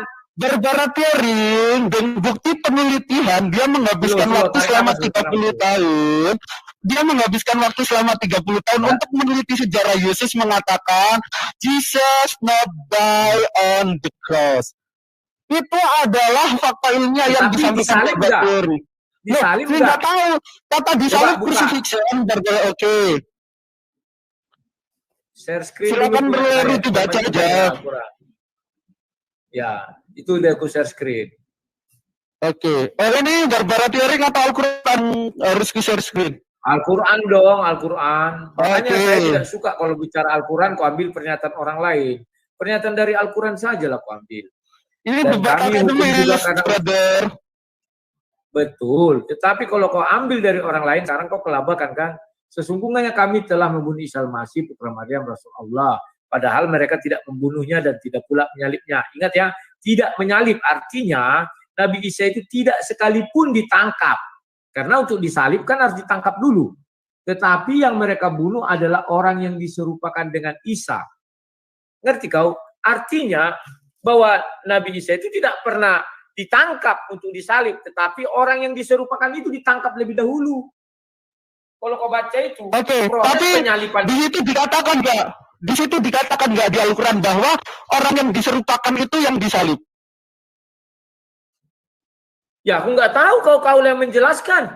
Lele, baca aja. Di situ tidak mengatakan bahwa yang dibunuh kotalu yang dibunuh itu adalah tim subhalahum yang diserupakan. Nah, tetapi kalau kita lihat diksinya kata sholabu itu dalam bahasa Inggris ada crucifixion. Arti daripada itu kalau kita cek di dalam Oxford Dictionary, seorang yang digantung di palang salib dan dia mati. Data tadi menunjukkan di dalam bukunya Barbara Tering, Jesus the Man, pada halaman 154, Jesus not die on the cross. Dan itu menjadi perbedaan. Lalu di dalam kitab sebentar, Barbara Tering mengatakan tidak Yesus disalib. Dia kan mengatakan Yesus tidak mati disalib. Mana Barbara Tering mengatakan Yesus mati disalib? Dia kata crucifixion. Bro, aku bilang Barbara Tering mengatakan. Bagaimana dikatakan sini? Aku udah baca semua ini. Iya, di mana dikatakan di sini? Silakan cari frase crucifixion. Halo, sebentar dulu. Kan aku sudah bilang Barbara Tering mengatakan Yesus tidak mati disalib. Sudah dengar baik-baik, jangan kau balik-balik. Sudah. Tetapi apakah Barbara Tering mengatakan bahwa Yesus tidak disalib? Saya tidak bilang matinya, disalib aja dulu. Ada nggak peristiwa penyaliban itu? Ya nanti saya kasih. Ya, nanti saya kirim ke live. Sekarang sebentar. Ada nggak peristiwa penyaliban itu? Itu aja lah dulu. Loh, kalau peristiwa penyaliban kamu percaya ada? Ya sudah, tetapi Al-Quran bilang tidak ada peristiwa penyaliban untuk Nabi Isa, enggak ada. Al-Quran menjelaskan bahwa peristiwa penyaliban itu ada, tetapi Nabi Isa tidak pernah died on the cross, tidak pernah mati di dalam salib. Belajar lagi, oke. Tetapi yang mereka, ini buka ya. Sesungguhnya kami telah membunuh Isa, kata orang-orang itu kan, Isa putra Maryam telah. Padahal mereka tidak membunuhnya dan tidak pula menyalibnya. Kan tidak menyalibnya. Ya itu diksi yang digunakan salah guru. Kita tidak terpaku dari sebuah terjemahan. Loh, artinya di situ tidak ada peristiwa penyaliban Isa. Tetapi orang yang diserupakan. Ya yang penting ada penyaliban gitu aja, beres. Nah, sudah. Sekarang kembali ke topik. Kalau kamu bilang ada peristiwa penyaliban, artinya Bible itu yang dari Tuhan, ada peristiwa penyaliban. Al-Quran juga mengatakan ada peristiwa penyaliban, wa ma qataluhu wa ma salabuhu. Mereka tidak menyalibnya. Anisa 156 sampai 158. Bro, mengerti nggak kau artinya mereka tidak menyalib? Ngerti, tapi ada peristiwa penyaliban. Dan kalau bro cek di dalam, let me finish. Dan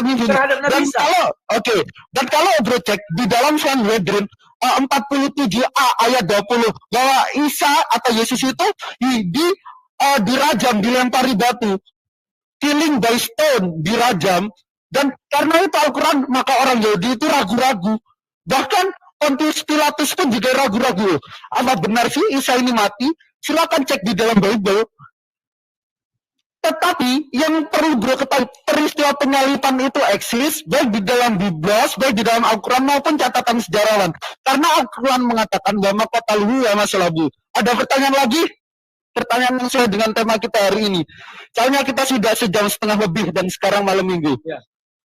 Berarti kau sudah mengakui. Mengakui apa?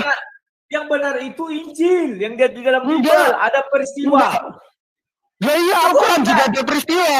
Jangan memutarbalikkan saya.